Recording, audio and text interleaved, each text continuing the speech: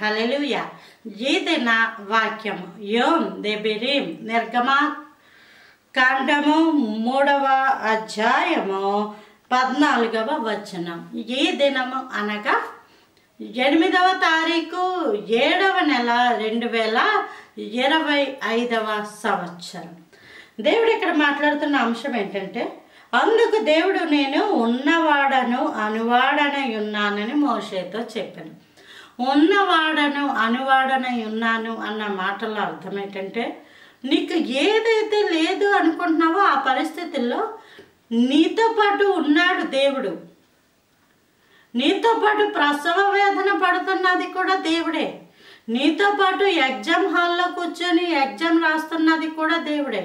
నీతో పాటు అవమానాలు పొందుతున్నది కూడా దేవుడే. నీవనుకుంటావు ఒంటరిగా నేను ఒక్కదాన్నే అనుకుంటావు. నీతో పాటు ప్రయాణాలలో నీతో పాటు వస్తున్నది కూడా దేవుడే.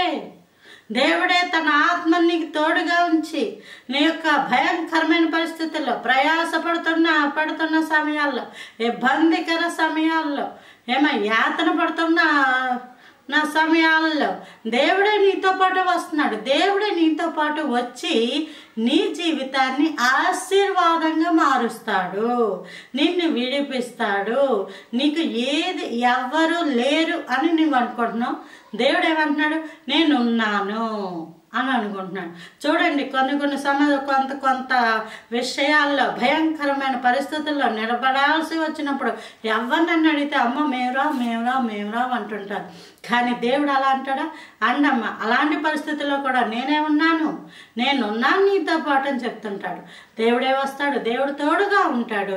దేవుడు ఉన్నవాడను అనువాడనై ఉన్నాడు. ఎంతవరకు అంటే నువ్వు హాస్పిటల్ బెడ్ మంచం ఎక్కేసినప్పటికీ దేవుడు అక్కడ కూడా ఉంటాడు. దేవుడు అక్కడ నీకు తోడుగా ఉంటాడు. మరలా దేవుని చేతువైతే అక్కడి నుంచి లేపి ఇంటికి వచ్చి మరలా నీ పనులు నువ్వు చేసుకునే కృప కూడా అనుగ్రహించను గాక. Praise the lord. ఆమేన్.